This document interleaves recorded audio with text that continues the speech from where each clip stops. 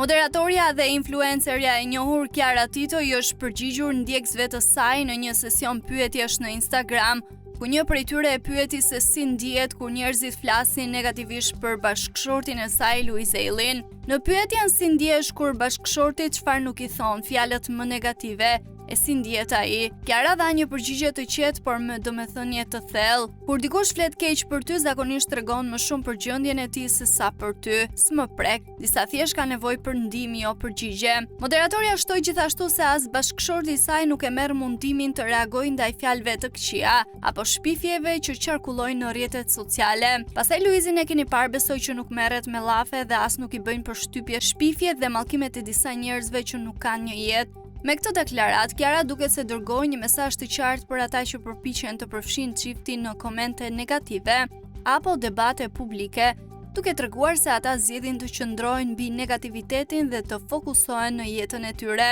Tashmë ajo është në drejtimin e show të njohur të humorit Portokallin në Top Channel.